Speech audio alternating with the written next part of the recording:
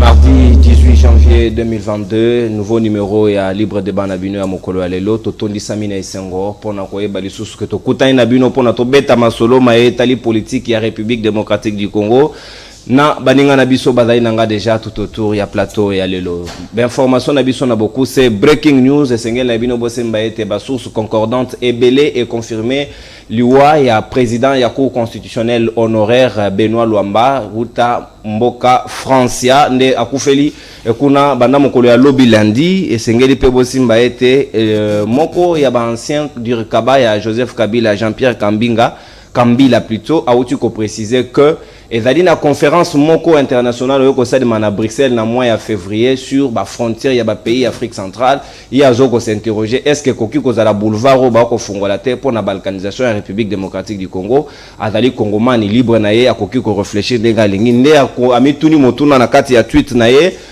uta lobby Nabutu esengeli pe boye balelo mokonzi mboka Félix Antoine Tshisekedi Tshilombo esengeli na ye a procédé na lancement topé na ba distribution ya ba 100 bis o ezali disposé pour na ba étudiants ba bengi Trans Academy ya uta mokolo ya lelo nde activité yango ezali prévu tokobeta pe lisolo yango penza na baninga awa pona koyeba pona nini batie kasi elongia mokonzi mboka na babisi yango est-ce que tozongi na tango ya impère ya tatabo moko mamabo moko mokonzi bo moko basala susu image ndenge nini maloba ya ye moko mokonzi mboka Félix Antoine Tshisekedi Tshilombo na tango batuna ke razui pouvoir ceux qui basaili kill ta personnalité à ko réfléchir ndenge nini to ko kamata élément yango po boyoka maloba ya ye moko tata wa ekolo ceux qui andimi sukawa babeta basaila ye kit ya personnalité petro beta mingi solo pe ya ndeko Jean-Marc Kaboun o ezali mokolo ya lelo nde sengeli na ye a confirmer topé a infirmer démission na ye ekoyebana ba député ya Union Sacrée si ba désavoué au travers ba président ba groupe parlementaire na bango o basalaka déclaration uta mokolo ya lobby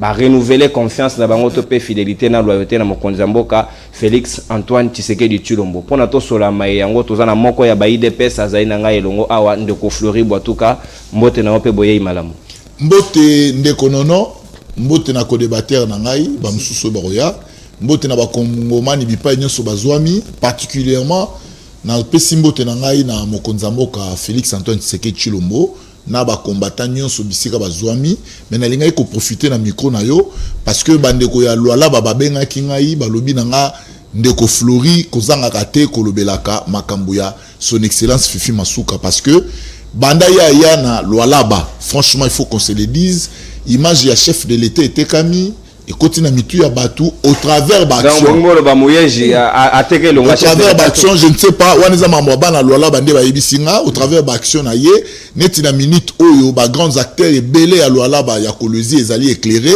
et puis bazali ko continuer 50 000 poteaux ils a déjà d'ici là ba ko installer on a lwala ba mobimba ba bitume banzela RN 39 eza kotongama et je crois que lelo oyo droit ya ba travailleurs congolais zongi parce que ba syndicaliste ba syndicat zalaki te na ba entreprise minière ezali kuna mais grâce ya impulsion na management ya Fifi Masuka lelo na ba entreprise so na ba syndicat ekoti yango bana lwala balobi à chaque fois il faut que saluaka moto oyo azali comme ma vision ya mokonza ba Félix Tshisekedi Tshilombo merci ndeko Fleury Bwatuka wana ezaki biscuit na yo tozali pe na ndeko Jean Lopepe moko ya ba cadre ya FCC ya Joseph Kabila zali na biso elongo Jean Lopepe boye imalamu. Merci ndeko nanga nono na PCP motena na ko débatteur na ngai na PCP également si tout ba meilleur vœu na ba congolais nyoso balanda biso parce que diki aneti ko sila déjà tout en okaka na mois ya mois de janvier nous continuer que ça ba congolais nyoso ba des vœux de meilleurs par rapport à soutien na ba ba compagnie sur na 2021 na kanisi place nyoso bazali en tout cas tous analyser qui mboka ata mboka ekufi mais tous en espoir que probabilité zali bientôt la 2023 to ko kene konuka komisa Congo place ni ba Congo et ça la carte c'est le wana alors peut-être pour na profiter de konanga nono na otilo ko monde konanga lobi awa na linga kingi de konanga ile pesa oyo c'est pas lui ba o benamo mutu ezalaka par rapport ya ba o ba dans la science était kuna mais alors mama Fifi Masuka awa est-ce que faut te mettre mama Masuka awa na plateau awa Thérèse qui n'ont pas biscuit écoute non ndeko nanga ndeko oyebi gestion ya Fifi Masuka na ola na là-bas le dossier il y a 50 000 poteaux wana pour l'éclairage public pourquoi vous n'en parlez pas. On connaît ce qui se passe là-bas. Tu es dit, maman, maman, madame, Masuka. comment ça va gérer mboka on On a la contre-campagne. Ça veut dire quoi? Au moment porté vérité et cohérence. Merci. D'ailleurs, je signale à l'opinion que non, il y a même des rapports, n'est-ce pas? Il y a IGF encore, la province où on a récemment ici. Mais on ne sait pas pourquoi, jusque là, le rapport va se retrouver en haut. Pourquoi ça va retrouver en haut que non? L'IGF va publier en haut. Merci, Maître Jeannot, le PP Azaï Nabiso. Merci pour la précision. Bon, il y a normal, il y a la démocratie, il y a une opinion, il y a imposer mon dictat à réalité. Tout ça, la paix, il y a une personnalité à l'Union sacrée. Gabriel Magna, Arosa Nabiso, Longo, Azaï Nanzea, moi, embouteillage, moqué, Azali Koya, Salibiso Sin.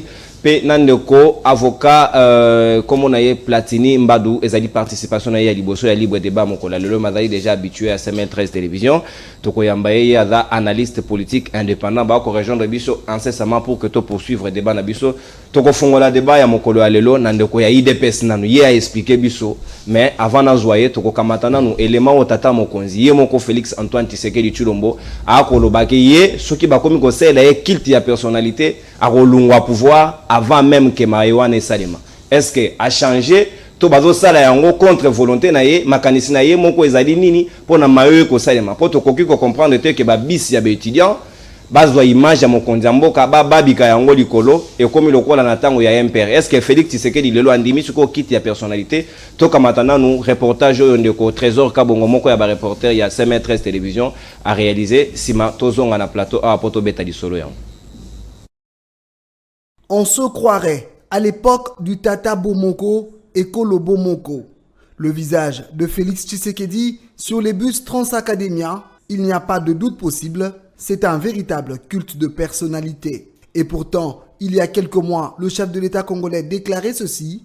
Et que pensez-vous de culte de personnalité, Monsieur le Président? Je déteste ça. Vraiment, je déteste ça. Je prie tous les jours mon Dieu pour qu'il me garde de ne jamais tomber là-dedans, pas tomber dans l'orgueil, de rester celui que je suis. Je demande incessamment à mes amis, à mon entourage, de me dire chaque fois si je déborde ou quoi, qu'ils me fassent la remarque et je me rends compte que bon, jusque-là ça tient. J'espère que ça tient. On dit que le pouvoir use, le pouvoir rend fou. J'espère que je pourrai partir avant de devenir fou. Ces images ont choqué Maître Jean-Claude Katinde. Je dois vous dire que personnellement, cela m'a beaucoup inquiété. Parce que le président de la République lui-même, il a déjà dit qu'il est contre les cultes de personnalité. Le fait de mettre son effigie sur les bus et en même temps aussi marquer que c'est les dons du président de la République, je pense que ça dépasse tout entendement. Il aurait fallu qu'on mette sur ces bus qui sont donnés par le gouvernement congolais, qu'on mette par exemple les publicités des Okapi, des richesses en fait du Congo.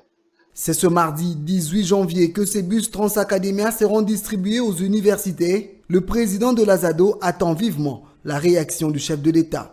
On a dit que c'est lui qui donnerait les bus demain. On va voir sa réaction. S'il envoie quelqu'un d'autre, on va voir la réaction de son délégué. Parce que si son délégué accepte que ce soit ainsi, c'est que c'est le président de la République lui-même.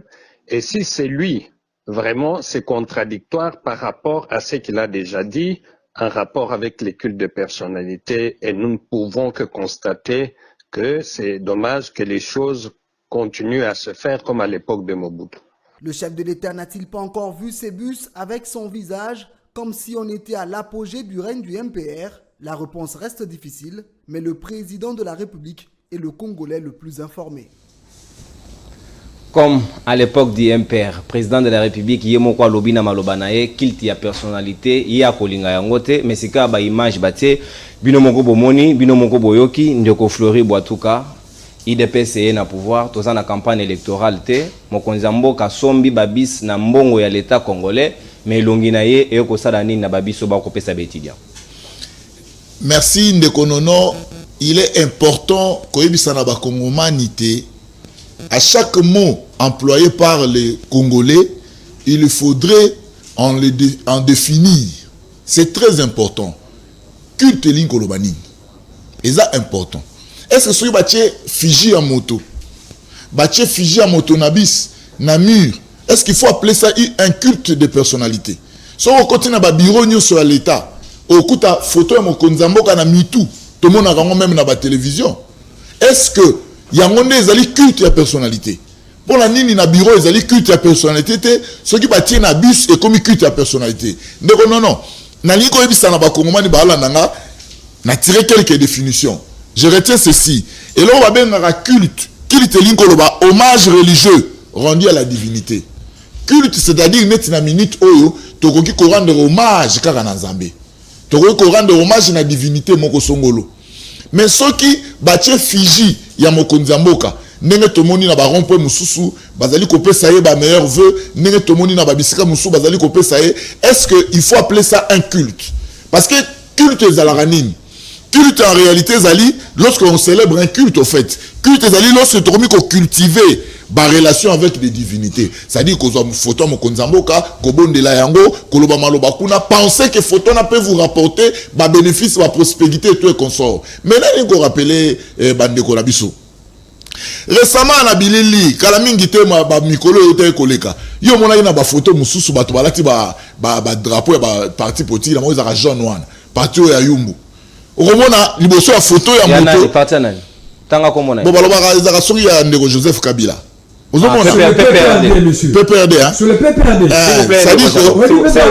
s'il vous plaît de parti wana tala yango nous avons vu des photos bato bakei ba fukami liboso ba photo. Nous avons vu Batubaki, Bazo la bénédiction, la photo. Ça, c'est ce qu'on appelle un culte. Mais nous allons préciser que nous avons membre du cabinet ministre. Ministre, ce qui a sali Makamwaboy, il a ses motivations. Parce que ça, cela n'a pas été décidé dans le conseil des ministres. On pouvait parler de culte, ceux qui sont dans le conseil des ministres va décider. Mais on reconnaît quand même en partie que Ezali Mabé, hein, ministre. Non, ça dit quoi? Mabé, c'est lorsque vous violez les textes. Ceux qui battent texte ces alliés violés, voilà tout le monde mabe. Et l'on sont mauvais go péquicité. Et l'on sont mauvais go lobité. Ceux qui bandent go baropé ça va loi, ba texte, ba disposition. Oh lobby que fija mo konzambo que dans la busté, et dans la murité. Voilà tout le monde qui va violer ba texte. Mais ceux qui ministre sali ba sentiment na ye, oh violer nango ba texte c'était. Mabe nango nazo mona ezalité. Problème nango ezali ni ndeko non. Il faut tout tika la ba principe. Tout le monde a humeur, tout le monde a sentiment, tout le monde a défini le contexte et les mots que nous employons, tout le monde a défini, on peut permettre à Congolais, le ministre avec son cabinet, Basali Moussala na bango, maintenant la taliba test seigneur sur la monnaie qui est violée dans le texte c'était. C'est pas mon à Monique, bon, pas le monde, sur les allons m'abêter, na monnaie le déranger. Merci Flori Botuka moko ya bayi de pesa lobi ezana ngo mabete soki ka mokonzi ye moko esengeli na ya décider ndeko na biso Gabriel Mania utuko rejoindre biso tout à l'heure Gabriel Mbote nao Mbote ndeko Mbote na bandeko nanga tozana bango na kati ya plateau en tout cas toutes mes excuses yo moko yebi mokilo toza ko vivre embouteillage partout maboulou partout alors heureusement Dieu a fait grâce. Merci. Na kozongela tout à l'heure le temps to préciser au thème to kobeta lisolon de kojano otolanda moko ya IDPS de ko Flori Boituka otuko loba tout à l'heure et violer nango texte mon côté qu'il ta personnalité ezali wana te et d'ailleurs initiative ya balamu ya moko ya ba ministre ya Moïse Katumbi oyo azaki une opposition aboya ki abima ya boye koki ko salema te mais yende akomi ko déifier Félix Tshisekedi yende akomi si Félix Tshisekedi nzambe ko zoka bilongi na ko bambe kaka na babis yo moni yango ndenge. Non mais oui bien de konanga non. Nazo c'est quand même de konanga de pesa za ko se défendre na plateau awa. Papa, au moins na mboka ya mwa donné to kaka soni. Tout ko na ngana yo reportage awa. Comment Félix Yemoko asa ko boya eloko wana. Mais yo na plateau awa, ozo ko trouver mon normal. Il faut pas faire amalgame entre photo officielle, n'est-ce pas? Na ba photo ya publicité. Ba photo les amis de konanga non. Les gens ministres Cheriba Okende parce que son quartier là il y a mon Bila Félix il y a mon Bila Félix t'es de konanga il y a mon Bila Félix t'es on est de konanga na la chance parce que na ta na campus na iniki mon na de konanga depuis son tel même historique il y a époque il y a campus à l'époque il y a Inaza si le tout comme niveau à l'université de Kinshasa au de konanga il y avait déjà des bis moi je me rappelle à un moment donné ba bis même il y a Niki bis to matin on a repris là-bas 200 francs. C'est la même bête de Kojano. Elle nous a dit Nasa. Voilà n'attend à Zaïre. Bino n'attend à Kabila. Bino n'attend à Kabila. Botika qui bétidia babi c'était. Non, c'est là mon ken de Kojano. Bon reconnaître quand même bonne foi Félix Tshisekedi. Aïe à Kanisi baninga ba étudiant. Est-ce que Botika la ngana loba papa? Loba continue. Alors bibi magambebele ah. Même il a été à la biso. Il y avait des bis au monde liquide au comment université de Kinshasa. Tu peux faire 100 fois, 200 fois la Wopanga, aux zones de mon. C'était ça, mon cher. Batika, on tient même pas le Kabila. Mais t'as ce qu'on m'a fait Félix dit. Félix a besoin de Kabila. Parce que moi, le projet de Nyoso, vu que maintenant, il y a 100 jours, si tu as un niveau de Babiche et Simité, il cherche à tout prix pour qu'on se tape à travers la Congolais de Bonangal. T'as la Bagambo tous les cas. Biche de Bonangal. Qui a créé d'abord les Transco? La société Transco, on a transport, on a créé un mot. C'est à l'époque de Joseph Kabila. Comment de Bonangal? Avec ma tête en polio. Elle a créé la société d'aviation et avion, Congo Airways. Ma créé la sous leadership de Yanan. Joseph Kabila. Comment il y a Kabila de Bonangal? Est-ce qu'aussi on a déjà n'a pas de différence Nyonso, n'est-ce pas? Il y a inauguration, il y a soutien. Aussi on a déjà bâti effigie à Kabila. Nakati ya vol Luana, il y a comment il y a aussi on a déjà. Société on va créer un matin à Pognon, n'est-ce pas? Na Joseph Kabila Kabangi, aussi on a déjà loi et inauguration à Biche O. Aussi on a déjà Kabila bâti le Kabila logo de Konama. On n'a pas besoin de ça papa. On n'a pas besoin de ça. C'est quoi Tungi sur non de Konama papa. On m'a dit le pays est facile à bloquer au thé. Pour l'année, tu as la contradiction. Tu as non, Bichouana, et ça doit se faire. Il y a président république. N'importe où. Récemment ici, tu sais que tout le monde, après ce que député, n'a pas mis tout le monde à palissade. Au nom de la chef de l'État. Tu as les sous la transport de Golan. Récemment ici, on vient de réceptionner un lot au moins 400 biches à transport. Oh, il y a qui peut renforcer la société à travers la partenaire. Mais ce qui est grave et étonnant, c'est quoi? Ministre de transport chez Ribo Okende a joué Babis à transport a tiré un le secteur pour Abeti Basombi Basombi et là 600 et là 100 Basombi Lucas formation Basombi ngote Basu Babis à transport la société wana état d'établissement public Basu yango ba pesi ba longoli 100 bis na loi ya 300 na pour la gouvernement ils a deux chefs de l'état ndeko na ngai deux chefs de l'état nini parce que là société on a décortiquer l'ona ndeko na Félix a d'abord salaire à combien ce qui ça à combien de gouvernement on se connaît que moi je crois que ici. Et ça va folie au bazar au sein.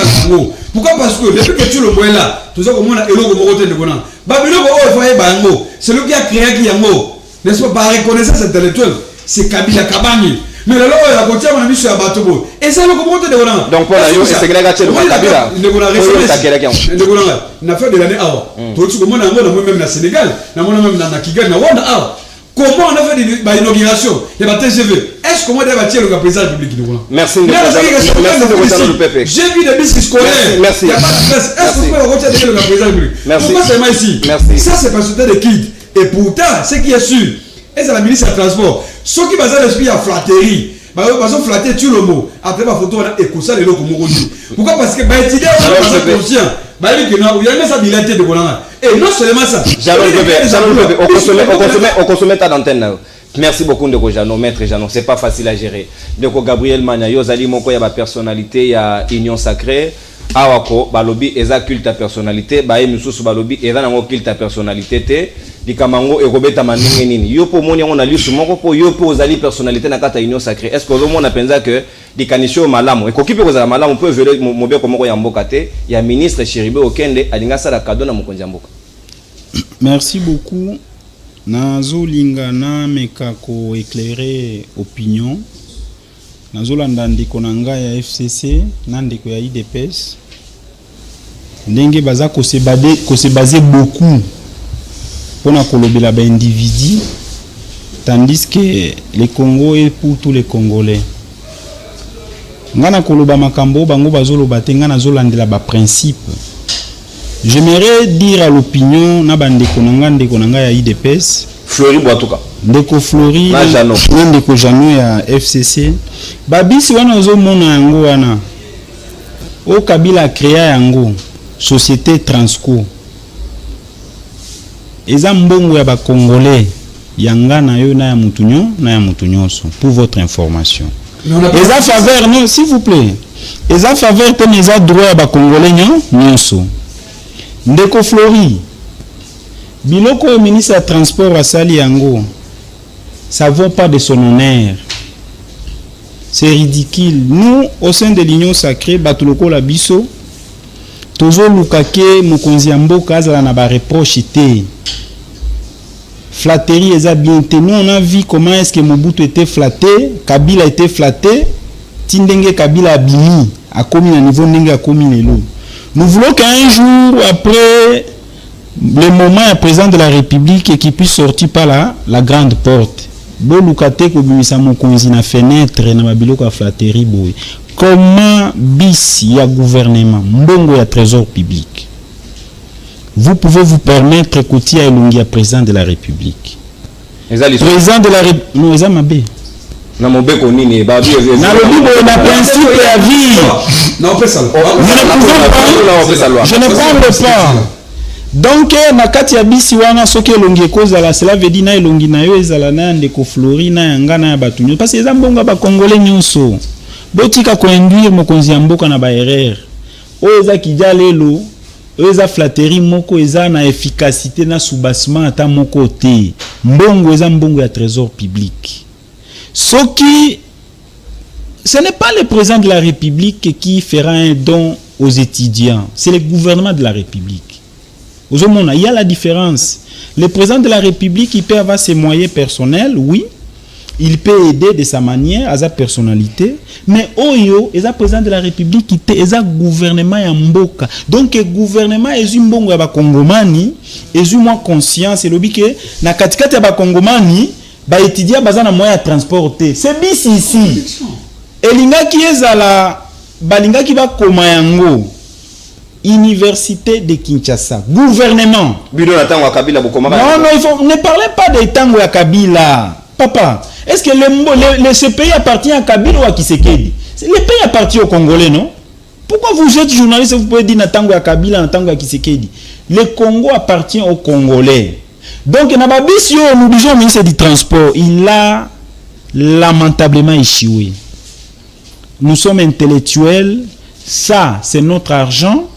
Mbongo va étudier à la foutaka et qu'il y a un trésor public et le gouvernement a géré Kabiso a géré lobby a estimé qu'il y a son baba bisi wana de la même manière à qu'il y a une Inikini Ezra Kokoma Université de Kinshasa les dons du gouvernement de la République de la même manière il peut aller aussi à la fonction publique de parler les dons du gouvernement de la République en fonctionnaire de l'État de la même manière qu'il y a les médecins des personnels soignants de Mama Yemo, ils n'ont pas de bis, il y a des écoles, mais pas dire que le don du président de la République, non, ça c'est une défaillance énorme. C'est une défaillance énorme, Gabriel Manian, de Flori Boatuka, on notait Penza suffisamment tout à l'heure. Tu as dit que les bis, il y a transport, ça la capé publicité, il y a des effigies, il y a des sociétés, il y a des trésor public. Peut-être que tu ministre et transport, à Zouine Lingisa, il y a un foot à payer, la publicité à mon conjambo, il y a un foot et dans mon pays. Non, mais est-ce que je m'excuse un peu? Non, je m'excuse un peu, mais est-ce que Ndeko Kende, il peut se contredire aujourd'hui? Il s'est contredit. C'est pour dire qu'il ne parlait pas pour le peuple congolais. Merci, il ne défendait pas des valeurs, mais plutôt il défendait son intérêt personnel. Merci Ndeko Nono. En face, Nangaï Nazana Maître Jeannot. Maître Jeannot. Maître Jeannot, n'a se la canaille. Parce que tu es un jeune qui se bat, mais au-delà du principe, tu es. Bâti le Nyamokonzambo en abus. Yo lobi za mabe.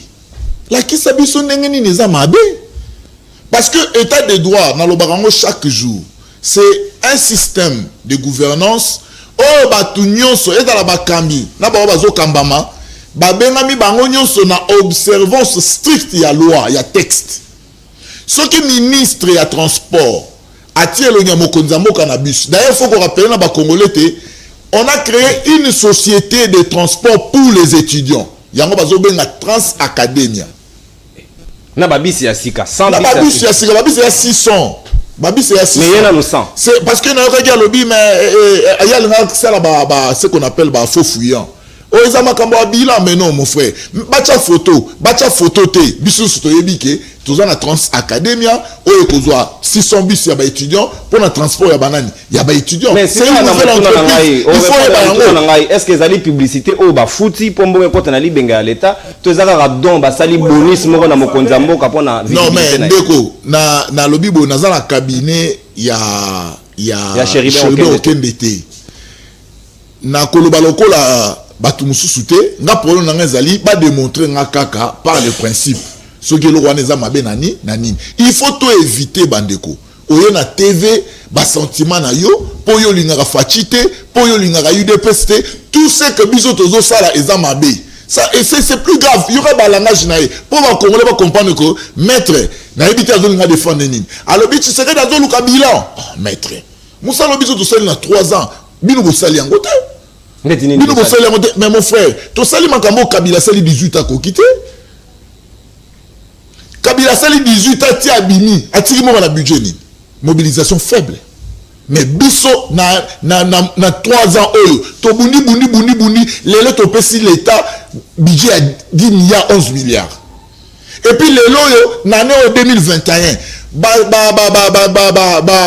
régime financier on se mo fait l'équipe assignation sali 120%, 250%, 180%. Ça n'a jamais été fait. La mobilisation, il y a biso moko à l'interne. Nous avons atteint plus de 6 milliards de dollars. Au bino bo sala yango te. Et lelo oyo lutte contre la corruption, les détournements, naïbi qui mettre en contredit ngaïté. Yango ne toujours bunda mikolonio so. Yango ne toujours bunda puis les lots na ba plateau ba télévision partout, tout le monde dénonce la gestion en mboka. Une manière ya rokamba mboka poto comme na ba résultat escompté. Na banza que na makambo etali badon ndeko non. Na ina rappel na ba congolais. Oyebi ba taxi kecho yo ba policier batambola nango. Mokonza mboka sala rappel. Mais c'est un don. Mais discrétion moko ba mituka ngo atinda kezaka vola droite ezo violer permis. Non, s'il vous plaît. De retour que dans bablo wana te mon frère. La police a pour ça mituka. Mituka ne utawapi. C'est un citoyen congolais. Ah, Kabila chef de l'État. Chef de l'État pouvait aussi donner ça à l'UDPS. Il pouvait donner ça à sa famille. Malobité, tosunga mobilité anani. Il y a la police. Est-ce qu'on pourquoi ne pas appeler ça un don? Ce qui va bénir un don, c'est que ça justifie. Le chef de l'État peut aussi faire un don. Le chef de l'État peut bénéficier n'a pas partenaire tous en bango n'a pas comme muso albité. N'a il a reçu le côté tout que ne reçoit la monnaie ni. N'a pas mutuna na logique on a de Flori Batoka. Non, s'il vous plaît de Gabriel, s'il vous plaît un instant. Non, zera comme au commis on a papier. Tete on a la manobate. Té commis wana okata au commis comme ça to zongela. Bon, qui ko se perd ndeko Flori. Erozo défendre mokonzi ya mboka, tozo défendre nanga na yo. Il faut qu'on défende pour l'intérêt général ya mboka. Ça c'est un. Et puis quand on défend le chef, il faut être à l'auteur. On oublie que badon oyo ya ba mituka mokonzi ya mboka pesi na la police. Je te repose la question. Les chefs ont donné les dons, il y a Baketch dans la police. Pourquoi on n'a pas mis les effigies? Merci. Je suis en train de préciser. Je veux que tu me répondes. Je suis en train de préciser. Ministre du Transport a sali ba sentiment na ye. Na lingi ba congolais ko na confusion. Na lobi boyi. Soki ba kabo sali na ba bus. Ezali décision en conseil des ministres wana ezali kamususu mais soki secteur moko boy basali boy yango nazolo bana baninga ba moni yango mabe bala kisabiso mabe nango ezali na nini mabe nango ezali na nini Flori Batoka ya IDPS to utu ko moko na biso utu ko région de biso na plateau tout à l'heure hier azali maître Platini Mbadou avocat de formation pe juriste awa atozui lokola analyste politique indépendant de ko Platini Mbotena oui na moi retard moké. Oui, les obligations professionnelles obligent. Obligation professionnelle oblige. Ndeko Platini Mbadou toko kamata o pena na mo lombango avant que na songe na ndeko Jano Lopepe tout à l'heure toko lobela makambo ya culte ya personnalité o mokonza mboka ne bandeli ya manda na e aboya ki yango penza lokola bosoto nga na lingi yango te soki ba meki yango epa na ngai na kokima mayewana avant même que yango ekomela ngai mais tozomona babi eza sentiment ya ministre Cheribe Okende nde na kijale lo na e akamati elonga mokonzi abambi ki yango na kati ya babis e ko sala publicité soka ko fute kota na caisse ya l'état lo meye kota ezali pe manam moko pe ya ba IDPS apesi makanisa na bi et je l'ai ata mobeko moko ya mboka te c'est normal ba ko kipe ko cha yango ezali sumute. Alors, ndeko journaliste, ce qu'il faut dans le bali comme moko par rapport à ba effigie autozo mo l'école ba bus na robana liboso na départ place ni ba bus wana euti. Parce que il faut congolais nous soyez bas que biso mo ne to créer ba dictateur na biso moko. Ah donc ba comme ça Félix dictateur. Non biso mo ne to créer ba problème na biso moko. D'abord ba biso wana na yoki moi muke ko loba ke zaki 600 tout ça non. Ba biso wana euti na réserve ya Transco. retirer ba bus la réserve ya Transco. Ba retirer ngo kuna ba tiengo ne langi likolo ba komi elongi mo papa mo konza mboka nde ba bus on nzela. Eza 600 bus te ko tozo ka na micro na bino a. Eza 600 bus te, eza 100 bus retirer na réserve ya Transco. Merci cher maître, soyez bénis. Premièrement, au nom de la République. Kotia elonga mo konza mboka na bus ba bien ngo don quand même. Allons dans la définition d'un don. Parce qu'on n'a pas la culture de réclamer à nos autorités nos droits. Ce n'est pas parce que tu as donné la nourriture à un enfant à la maison, on va bien un don. C'est une obligation pour le chef de l'État. Mais ce qu'il faut la zone à la moutouna na yo, mais la culture du chef, la culture aura en excès. Tout autour il y a chef, c'est ce qui crée des dictateurs dans ce pays. Il y a un gouvernement qui quelque part. Parce que si on a pouvoir, tu as un niveau où on a et on a Fiji, yo so mona déjà na ba pays mususu ata pays auto copia ka mingi le quoi France, pays mususu so mona ba tshelo nga mokonza mboka na bis na bango ya étudiant. Et puis ba paye don. C'est quoi un don? To ke na addiction to funga total à don. Papa so belinga ça qui a quelle si na bien un don. Et ça vos obligations na yé. Problème il y a eza infraction té. La photo cha le point sur les i. Eza infraction té ça peut m'bébater. Mais c'est la on a fait un culte du chef. C'est pas digne d'honneur. C'est pas digne d'honneur. C'est culte de la personnalité. Mais papa, naza analyse pour naza na parti politique mon côté. Naza réfléchir comme étant un citoyen congolais. Même dans le passé, on avait aussi vu ça dans le passé. Mais ce sont des faits qu'il faut reprocher, il faut réprimer, il faut interdire. Parce que ça qui est au côté de niveau international. On ne peut pas faire ça et puis dire que c'est un don et qu'on a appelé 600 voitures, 600 avec plus, l'argent des Congolais. Avec l'argent des contribuables. Des fois, on dit, lorsque même on dit qu'on a donné des catchs aux policiers et tout ça, là, c'est un don. Mais s'il vous plaît, quand il était à l'opposition, il avait fait un don. Et même, si on vérifie même dans le gouvernement passé aussi, on va voir ce genre de comportement. Aujourd'hui, il y a quelqu'un qui a des universités, il y a des écoles, on dit que ce sont des dons. Mais c'est quoi un don? On ne sait pas, quelqu'un qui est en fonction, en train de jouir de ces fonctions-là, et puis à la fin on parle don. Donc moi je ne suis pas d'accord avec ça, papa, monsieur journaliste. Moi je crois que même si ils ont débatté, même si ils ont infraction, mais moralement parlant, ils ont dignité. Namayo est moralement parlant, maître Platini Badou, merci pour la contribution. Non, maître Jeannot Lopepe. Mokonza mboka tellement kalingi mayango te ba ko forcer yango akokipe ko décider ba longola ngo karamba la moko eza mabete hein. Non, ako décider nini. Félix est content de ça. Oh, yo moni est content.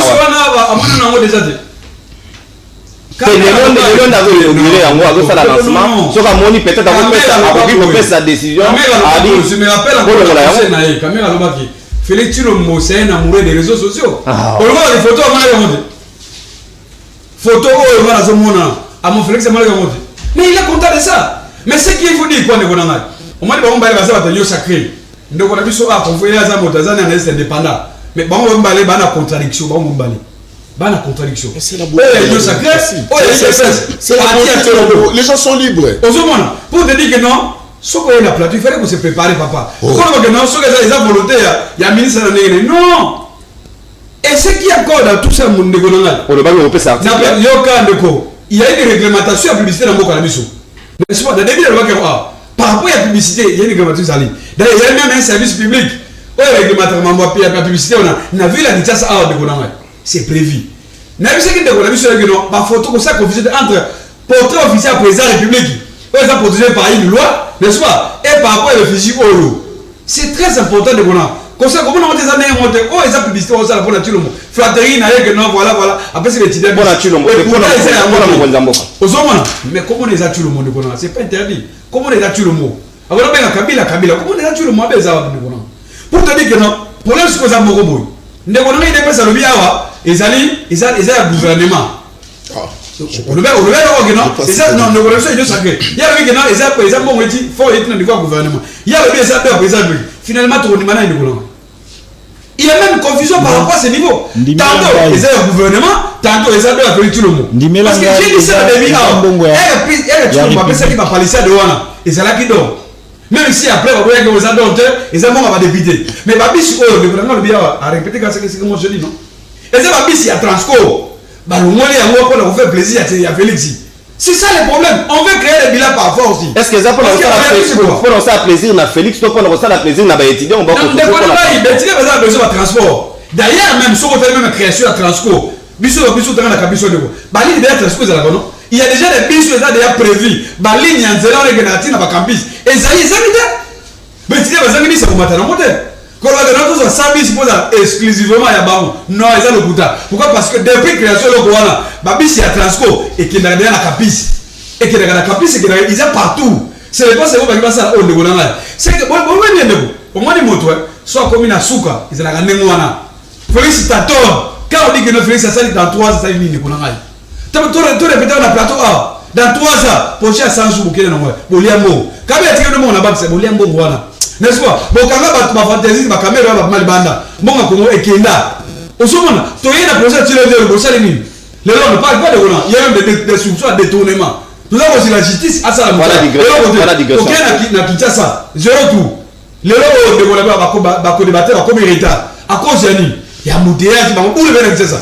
Merci, au moins la mission, c'est un événement. Pourquoi? Parce que non seulement ça, mais tu as 5 classes. Bon, comme ça, il n'y a pas des emplois. Il faut que ça soit 3 ans. Est-ce qu'il y a créé ça là combien? Aujourd'hui, vous voyez dans le plateau, et ça doit être 100 bis. Mais création d'emplois, depuis que Félix a créé ça là combien? Merci de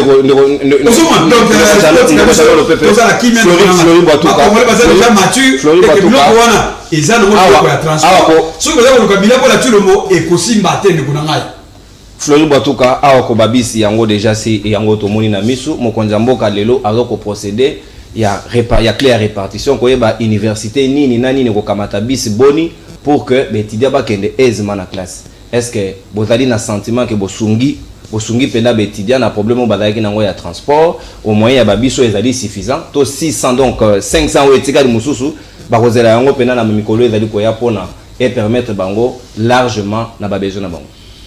Na ni ebisa maître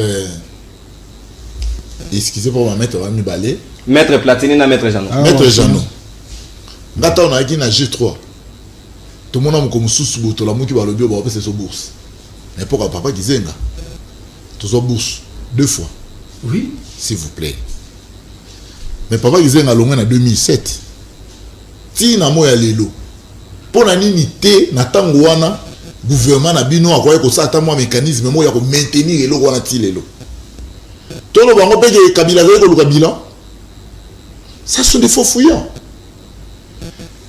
nani ko yebisa maître je mets ma main à couper ndenge yo lobi que ba soutirer yango na lo ya Transco elekelinga il y a 600 bis il y a ici 600 bis réservés kaka pour ba étudiants oh ba ko sala lelo ezali le premier lot ezali 100 bis. Mais transport dans la 400 bus na à part ou à transport yaye parce que je me pose la question ce qu'on lobby que va soutirer on a l'eau à Transco il dit ça ngaï na nzela transport tu vas bus combien na réserve ezali combien ce qu'on les 100 on a outil na l'oni il faut pas tout les gars à la télévision quand on n'a pas d'éléments c'est pas quand on n'a pas d'éléments transport à 400 bus les 100 autres ils ont la transport ils ont bus à part. Il faut y avoir une information malam. Tolobi a malam ndeko. Tolobi a boye ndeko nani. Problème dans les ali ba terme boye utiliser. Culte personnalité. N'a pas nous expliquer culte. N'a pas culte dans tant de rendre mutu hommage. Est-ce que le fait qu'il y a coaché photo ya Mokonzambo cannabis, c'est un hommage qu'on a rendu au chef de l'État? Je me pose la question. Or culte, le mot culte et bongamika na divinité. Rendre hommage à Nzambé. Donc, comme Félix Adamo Moto, abonner la culte. S'il vous plaît. Et les gens qui ont comme un culte qui a personnalité, ce qui est le Congo, ils allaient qui décider dans le Conseil des ministres. Ça prend l'État. Mais ils allaient secteur moko, ministre à toute indépendance, à tel que violation à texte César en côté. Ce qui est moral, maître à l'objet du point de vue moral. Mais maître, on a une morale universelle, par exemple. Parce que nous avons moral, je crois que nous devons rester dans le principe. Non, nous devons rester dans le principe. C'est pourquoi on a dans la justice, ça remonte toujours le principe de la présomption d'innocence. Parce que tout le monde peut dire non. Mais avocat, magistrat au Canada pour le magistrat au rayon Kayonanu, on a moyen de défense, peut-être que tu as un makambo et à l'Ukuta. Dans stade Oyo, maître Jean, il faut comprendre que c'est ça la beauté de la démocratie où il y a une union sacrée. Il y a sa personnalité, il y a un parti politique, il y a accompagner le chef de l'État. Makambo, il y a ce pays dans notre net, les cas à maître Gabriel. À ce pays, il y a été, ils ont lié. Maintenant, dans le but, il y a ceux qui ont violé la loi. Mais puisqu'ils ont violé la loi, c'est tout à fait normal. Baché Bokondi et déranger dans mon touté. Ceux qui ont violé la loi, balongola. Mais ceux qui ont violé la loi, dans mon mabé dans mon zati. Mais mon toit a créé la société. C'est Kabila qui a créé les transports. Le problème est dans s'il vous plaît, Jean Lopépé, Ndeko Gabriel. Non, mais alors qu'information est dans la vérifier sur Babiso et comité, ba politique, ba mesani sabiso, ce qui biseye, au monde a yango en pompe, bati yango etanami nanzela ipen kuna et koya. Mais Ruta Lelo, tout le monde est dans la bis sans et comme il bon côté. Monsieur le journaliste, Nazo Lingana faire comprendre collègues. Il y a l'union sacrée parce que l'IDPS est dans l'union sacrée. D'abord l'union sacrée et puis l'IDPS, mon frère. Nangana Yves Sanandeko Flori a IDPS que la manière où Bozako défendre le pouvoir. Vous devez défendre le pouvoir pour l'intérêt général de la République et non pas pour l'intérêt personnel ou individuel d'un individu. Laissez-moi, moi je ne parle pas d'intérêt. Je vous informe que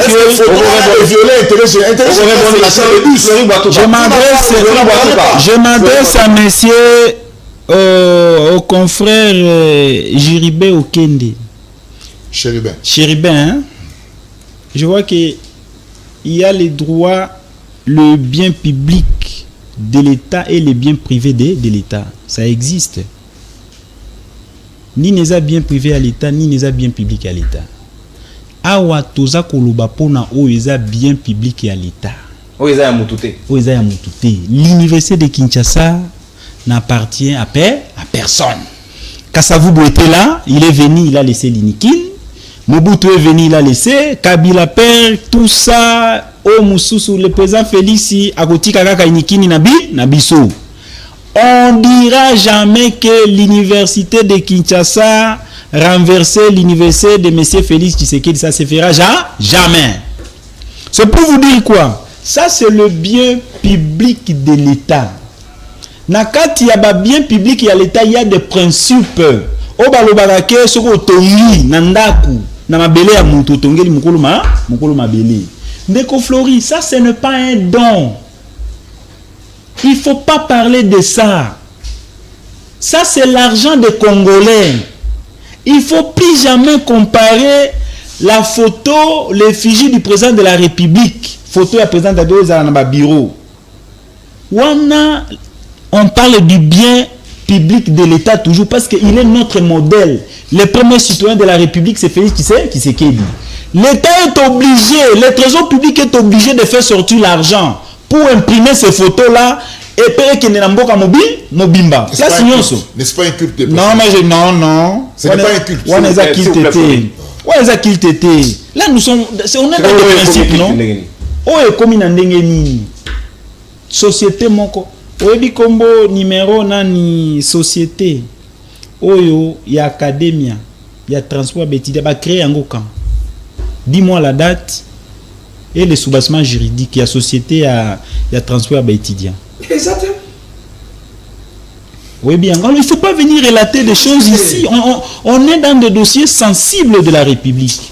Moi je vous dis ceci, monsieur Okende a échoué lamentablement. Alingaki sala nini? Parce que nous sommes toujours basés sur ça, le gouvernement, le premier exécutif, le président de la République. Qu'est-ce que Okende devait faire pour aider le président de la République? Pour honorer le président de la République? IEC, Institut supérieur de commerce de la Gombe. Aye na ISP, Institut universitaire pédagogique de la Gombe. Aye na IPEN, aye na INIKI, aye na INILU. C'est comme ça, ce sont des principes à respecter. Il ne faut pas nous parler d'un don. Si c'était un don, le chef de l'État fait un don à notre police. Pourquoi n'est-ce pas don?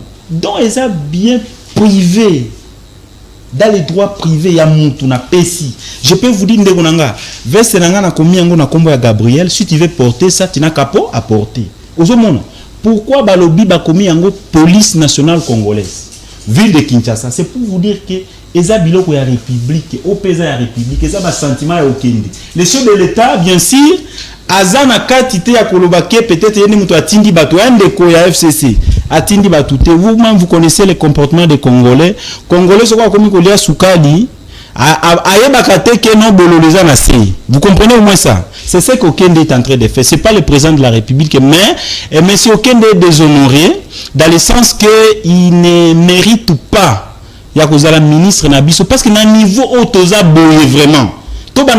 Chaque jour les Congolais toujours souffrir na makambo ya boye muto alali na ndaku na la muki il fait ce qu'il veut comme si to ya batute nazo yebisa ndeko Flori et ozolo ba makambo ya ba assignation na ba régie financière soko ozolo ba makambo il faut être prudent. C'est quoi assignation? Bato bazo sala ba assignation ba dépassement wana ba assignation ya mobilisation et recette na ba régie financière yo bi condition na bango. Ces gens sont rétrocédés. La DGRA dit il n'y a pas la rétrocession. La DGI, la DGDA. Il fallait parler de ça. Merci Gabriel Mania. Mais je ne me fixais pas sur comment ça vient. Les gens souffrent là. Il y a eu des dépassements également. On va mobiliser moyens. Ça va rétrocéder, non? Flori, Gabriel. Des principes, il y a s'il vous plaît. Union sacrée discipline, mais ça, si c'est déjà malobana. Et comme il se autour, il y a Maître Mbadou. Mettre en deuxième tour de table avant que tu mettes les solos à Jean-Marc Kaboun pour essayer de déposer à officialiser au fait des missions à Elelo au ramasser nyonso baninga balobia na mawe etali ba biskil ta personnalité toté mokonzamboka yo confirmer information awake ba tirer yango kaka na lo ya 300 400 biso eza ya Transco ba sombi ya sikate ba bubi peuple bakosi ya solo société privée paysanne ya solo ndeko journaliste na zo bisayo que moi na mboka oyo bus ya munene boyeko oleka na poche ya motu te soki eleka na nzela beza 100 tokoyeba parce que l'air eyaka ekoki oya na butu tomonaka ata na butu kongola lalaka te ata soki eleki na butu ata soki eza 10 toyeba kono babus asike ye mpo nzela kolekela ezaka nzela matadi mais tomoni yango te nayebi te 600 bus wana soki eyaki na butu to 100 oyo eyaki na moi mais oyo etali ngai nazo confirmer nazo insister ki babus wana euti na Transco bazui babus wana na Transco motuna onga naza komi tuna naza ko réfléchir à haute voix vie à Transco na après que ba retirer bango 100 bus parce que faut que Transco eza emploi mais na kati na Transco ba famille bazo bika kuna maintenant bolongoli bango 100 bus eux comme réserve na bango maintenant ba tikali boye kaka na ba biso baza nango bazo avancer nango na ka ya panne na ka ya remplacement na ba camion surtout otoyebi wana ba resuka vie à Transco lobby comme une dingue ni même est-ce que c'était opportun d'enlever ces bus na Transco comme mango na société X pour la soi-disant transport avec étudiants? Est-ce que c'était vraiment nécessaire? Pour sacrifier Transco, on habite Transco, on a dit que nous avons kala, moi méfiance, les alliés peut-être tout pour moi to créer mon souci à sika. Na habité nazo réfléchir quand na mongo makasi. Mais ceux qui vont ça là comme souci, bon ça na ndenge c'est longo bani. Bon qui n'était que dans sens que bon mayango complètement quand ça sautras et kufandenge nini parce que réserve les arras sous-souté, bilo les arras sont des sautras et kufaka. Mais aujourd'hui il y a un se répéter les sous-sous. Bon nous impressionner nani. Impressionné les étudiants. Est-ce que les étudiants vont souffrir pour le transport d'abord? Parce que Transco, nazo sala troisième cycle dans la ici déjà, na inuki, je monte presque à l'aller-retour parce que chaque jour transport est allé. Transco ils sont les alliés. Est-ce que c'était opportun d'enlever les bus là-bas? C'était opportun. Moi je crois que l'avenir des Transco, je me suis bien sur l'avenir des Transco pour que parce que mon tout cas, et c'est un entretien, remplacement et puis il faut que nous ayons la réserve. Et Deuxième problème, les bus n'a emploi après les études. Tous la pose à bus, oui, mais aussi parce que c'est qui parce que le plus important, ce n'est pas qu'on peut s'assurer au transport. Le plus important, c'est pour assurer futur nabiso après études nabiso. C'est ce qui est plus important. Déjà, c'est pour mettre transco. Est-ce que ça pour assurer mon gars naïf batubé basar na transco ou basi sinangai basar na transco. Mais les lots aussi pour mettre transco. Il y a que soit des pour plus à transport na étudiants. Et bien au lobby. Yango ministre Cheribo Kende era ko solana comité ya étudiant alobi na bango mokonzambo kalingi bino mingi penza bino bilenge et koki pe ko selema na bonne foi na ye na bolingo na ye apesa bino pe bourse donc esengeli na bango ba gérer yango na bon en bon père de famille. Ndeko au moni problème ya bus et que créer conflit inutilement. Mokonzambo ka pour na université publique kakati mais université privée. Constitution le bilan l'enseignement supérieur universel est assuré par les universités publiques et privées. Alors, ça va nani à otiga banani. Tout ça, est-ce que va répertorier le nombre d'universités tout ça dans mboka. Lini nini ba okende o transfert kenda raté. Lini nini asika o ba obimisa o le kanzela mapata o transfert le karaté. Nani kini zela. Société nini wa sika ba créer pour gérer ba bus wana et puis évoluer canon ndenge nini. Parce que ceux qui vont kebité Minerval et komata pour ba chat ba frère wana kata Minerval. Parani na wa ko futa. Est-ce que tu réfléchis sur ça? J'ai comme l'impression que bateau bazaki na poto baye ba tourner mokonzambo baye kaka makamusu sauf l'intérêt général. Bateau bazaki na aussi ça na likambo ya culte à personnalité. Culte à personnalité dépend de celui qui l'organise. Et cause à la pasteur et cause à la un acteur. On a réponse pour le conflit bateau. Voilà, un acteur politique. Na otozo mona oyo na simana yo papa. Culte à personnalité ezali comme on a passé déjà par le fait que bobenga ngo don na ye alors que c'est pas le cas. Et comme déjà culte à personnalité. Lorsque vous êtes déjà effigie botier comme botier l'ominaye pour bobenga ngo don na ye. Mais c'est ça le culte de personnalité. Bon la sabiso que azam malamu, azam mutu malamu, bon voter sur 2023. Mais bon tika so apprécier. Merci. Il y a démission, il y a. Il y a un autre bêta score de plein pied Kambo Italie ko Jean-Marc Kabundo Azalaki premier vice-président de l'Assemblée nationale Azali Sousouté a démissionné qui na réseaux sociaux mais Sengel na esko mokolo ya lelo akende officiellement pour déposer démission au sikoto komitu na mituna parce que babi ba tractation mokonzamboka na information ya ba couloir pour biso tozali ba journaliste ba pandisango bazo ba mokonzamboka Félix Tshisekedi azo sepela penza mingi tenenge ba émissaire bazo kendaka pa ya Kabundi ya moni basida na kana likamango na lolengo elongo bani na nungo ezo kende plutôt yango to mituna est-ce que awasikawa divorce entre Jean-Marc Kabundi na Félix Tshisekedi ezali déjà consommé na robana na yonde ko jamais. Non mais merci mingi ndeko nono na ko répondre motuna ya Kabundi ezana ngo eloko ya makasite minanga ba kelo ko moko ndeko nanga lobi c'est très important ebaki ba bisi wana bazana posa ba créer Félix Bila. Félix Azana Bilanté. Et ceux qui va penser au Ghana qui ça awa, alors dans la province. Mais tu n'es pas dans la province, pas dans la tour Bisiwana. D'ailleurs, nous avons signalé Baïmbo Kabaye Baki, Bisiwana, et vous avez toujours la gestion et transco, comme une société mère. Parce que la société ne va pas créer un mot exact. Et ça va être le loi qui a des biens que non, bah soutirer juste 100 Bisiwana, pour avoir fait un Okuna. Aux hommes donc, il y a là comme on voit Sika, exact. Parce que tu dis belle cette classe. Tout là sur la mongana tu vas c'est très important de vous. Donc tu le moyen content de ça. Aux hommes mais là on a rien de connexion bien ouais ça. Alors bien on a ça ba poto. Non, ils ont entourage général pour douter. Lui-même il est conscient de ça. Donc il faut tout le monde et c'est que tu le me ça ba poto non, c'est lui-même. Il faut qu'on change tout le moyen il est d'accord que non, à cause renouvelable en 2023 qui a celle le communauté. Alors, Nakametali Kaboun de Bonangai, moi personnellement, c'est la Kaboun. Au lieu de vendre les sous, il est déjà 10h, bientôt là, 10h, 11h. Kenda Kotika démission nayo. Et non, c'est la Kaboun, c'est la conséquence de Bonanga. Non seulement il a démissionné, mais non seulement démissionné, même dans l'IDPS. Pourquoi? Parce que, on l'a vu dans la déclaration, président du parlementaire, l'Assemblée nationale.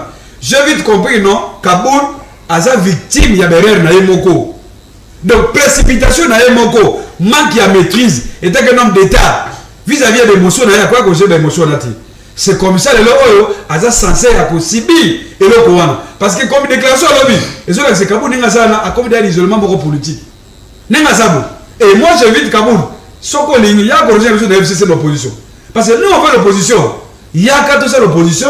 De ce 2023, tout le monde va passer Félix Namoutoumousous. C'est les seuls moyens de Goranga. Et qu'aujourd'hui, il doit subir conséquences, n'est-ce pas? Il y a comportement, c'est la gueule au courant. Et là, on va voir ah, c'est la conséquence. Ah, il y a tout le monde a été contre l'opposition. Tout ça, l'opposition 2022, c'est pour dans quelques mois seulement. Ndeko Flori Batuka bino boti na opposition kalate ndeko kabunda ye na pouvoir ka sikasiko. Est-ce que azo kamata ba mikano wana azo banga te ke azonga lisusu na vie wana ya kala. Yo pozo mona wana olenge wana. Merci Ndeko Nono. Mais avant d'aborder question, il y a président Aïe Jean-Marc. Na 1 minute 30 là. Oui, bien évidemment. Na lingo bisa mettre Mbadou na mona à se poser d'inquiétude et belé. C'est tout à fait normal. Congolais n'y sort, mais va soutirer à transférer Kokufa, Boye, tout ça. Je vous rassure que Maître Badou, il y a eu des discussions, des très longues discussions entre ESU et le ministère à transport.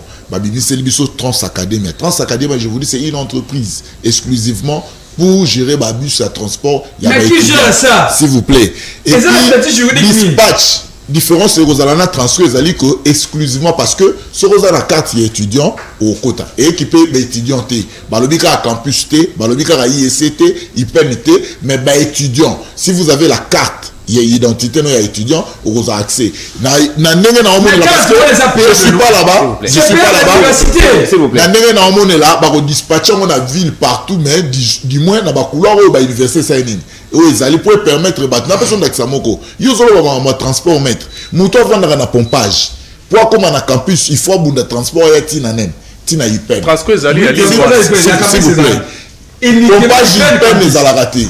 Il faut abunda na ba moto, ça lui coûte déjà tellement. Mais si il est là le bus il y a étudier le même boudi, ti campus. C'est un avantage pour les étudiants. Et quand tu as le fait l'été, non. Je vous assure que je crois que dans ce milieu, pour le recevoir carte d'étudiant à Minerval, c'est Minerval. Non, je vous assure laissez-moi parler. Maître, je vous rassure que le Minerval a été déjà fixé dans l'université sur l'État. Et je crois que c'est autour de 300 000 francs congolais. 850 quand vous êtes, je vous rassure, là où moi je suis c'est 850. Quand vous êtes ailleurs c'est plus que ça. S'il vous plaît, quand vous avez étudié à G1, bisous sautant à G1, G1 à foutre à cash. Étudier à G1 à foutre à cash, la classe montante au bandou foot à ndamunda. Nassi pour la revue maître Mbadouko, n'a mon ami posé une question, mais quand Félix était à l'opposition, est-ce que ça là-dedans mais c'est pour dire que Félix Nengazawana avant attendre makolo parce que nous posons avec autant makolo. C'est pour dire que l'avantage sont liés à la présidente de la République à Rosangote parce que nous posons avec une angoté. Je pense que le statut a mutu s'est changé, il faut qu'on adapte mutu par rapport à la statut. Je crois que avec tout le respect, Nazali na poste statutaire et à partie poste va fonctionner dans les statutaires en partie. Président Jean-Marc reste jusqu'à la preuve du contraire. Président a eu des pèses. À lobby à cause de la décision de Rolandé. La mengaï na saigné na ba Congo na ba combattant particulièrement na retenu et puis que c'est na président Jean-Marc. Ba décision sur Rozoa. Nous allons saluer. Si vous avez décision à redémissionner, on salue. Si vous avez décision à retirer à la tour continuer, bitumana eu des pèses. On salue. Je pense que j'ai le droit de réserve à sa président nanga. Toujours la décision après la décision na eto yebi ndenge to réagir comme ça pour retirer sérieux ndeko Gabriel na lobi bomote koloba mambonga na lobi te non merci ndeko Gabriel Mwanya awasika wa ndeko Jean-Marc Kabou Sengel na a officialisé démission na yo à Salaki via compte Twitter na ye yo po komona makambo lolenge ke aza conséquent jusqu'au boutiste à kokende nango bongo po ayebi déjà oyo kozela ye ndenge ye moka uta ko déclarer mokola liboso devant ba militant na ye mais Sengel na yo po o bakisa mwa moke na mongwana na maloba na yo ke batira ki croix gamin et pas baninga moko ya ba force du progrès liboso ya siège à parti ou à l'époque ba benge même Hitler est-ce que lolenge wana ko sala ezali madame merci ndeko 1 minute 30 ça va merci makambo eza koleka na IDPS eza makambo ya soni malgré que eza parti politique makambo na bango etali bango mais le fait que gouvernance ya mboka eza na maboko na bango eza soni ndeko Kabund eza makambo ya divergence était entre bango na bango il s'est posé un problème d'expertise dès le début Moutouer Ozokende, il faut y avoir place ni Ozokende. Kabund ne savait pas place à Ozokende. Il prenait ces pays, les Congo, comme son salon. Là où il peut mettre ses pieds dans les canapés, ou sur la télévision, ou dans une assiette et tout ça. C'est ça la vérité. Conséquence de Angoyo. Alors, oui, tout à fait. Nous avons l'expertise de ces pays. On connaît, on sait, on est conscient de ce que nous faisons. Ndeko Kabund, on n'a pas eloko ya ko implorer Ndeko Kabund déjà awate. Il est obligé ya ko démissionner parce qu'il est par terre. Vous avez politiquement, mais c'est Kabund est ni politiquement. Sans allié. Il n'a pas de soubassement. Aza ata mupepe ya munoko boyko ko isa Ndeko Kabund politiquement. Vous comprenez au moins ça? Il n'a qu'à démissionner. Aza na choix mususu te passe aza ko sambwa. L'homme fort. Asambwa photo na ye bazo tumba na siège. Groupe moko za na ndako, groupe mususu na siège ya IDPS. Bazo tumba ba photo na ye. Batu mususu IDPS. Mais l'union sacrée, mon union sacrée. Quel déshonneur quelque part. Mais Ndeko Mbosso, kokata bisote. Na 14 aussi, on dit que la 30 secondes. Comment Ndeko Mbosso peut se déplacer à qui n'est pas jamais à Kabund? Notre président a une grande institution comme Assemblée nationale. Accueilli pas à Kabund. Parce que Moutouaï de PES ou Union Sacrée a démissionné. Au moins que le président de la République pour à réussir davantage dans le mandat naïe. Des chambres na Sénat, na pana Assemblée nationale. Il faut chercher. Bateau bazana ba sentiment. Koluka ba dongolumi sauter bateau. Les hypocrites pas jusqu'à ce niveau-là. Ndeko Kabund, il a échoué, autrement dit l'IDPS par rapport à la gestion interne, ils ont lamentablement échoué. Ce qui va se gérer dans bangote, libanda bagosala. Merci wana makanisi à Gabriel Mania. Ndeko maître Mbadou Platini to komi pratiquement na suka ya libre de Banabisha Mokolo lelo na 1 minute 30 na yo balobi na Kabund azali homme politique ya haute facture pour mingi ba kongomane bataka na culture ya démission te. Era na courage ya kokende ti na niveau na sengel na biso to reconnaître yango quand même. Ndeko journaliste, omoni Kabund de l'eau que salié a omeni mingi comme combattant. Et a omeni mingi comme combattant. Comportement na ya ba combattant et côté ti na kata makila. Et le kola IDPS pas zaki sous na mutute bazuye kama ba PC poste munene bou. Siko poste munene wana esenga ki a changer nde bizaleli. Siko a koki ko changer bizaleli na yete ndeme bien na makambo ndengo wana oya comité na roulage, a comité na boye.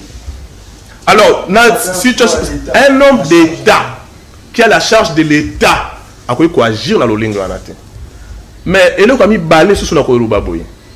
Na vie ce que Salim Abé commencer par le reconnaître d'abord et excuse-toi et avance.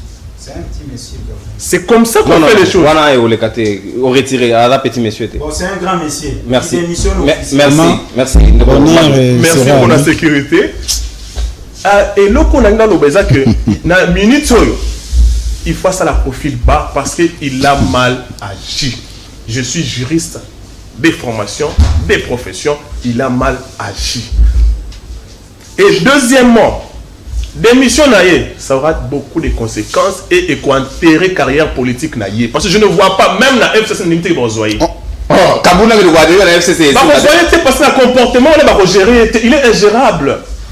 La garde présidentielle est la garde affectée à la présidence. Quand tu mets la main sur lui, tu mets la main sur le président. C'est pour le président et sa famille. Quand il a déshonoré le chef de l'État. Ce que nous avons cité dans le président de l'Assemblée nationale, quand même, président de l'Assemblée nationale, ok. Et là, c'est que nous avons dirigé Mboka, il y a institution, il y a solo. Il y a solo Zaki Nani.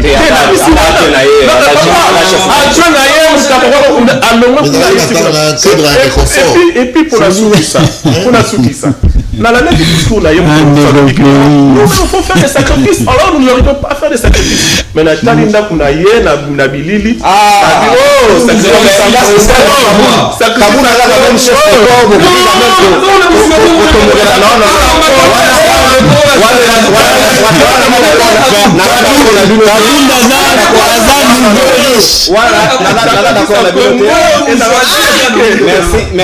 Merci maître Madou, merci maître Jeannot, merci Gabriel, merci. Il y a 30 000 $. Merci beaucoup.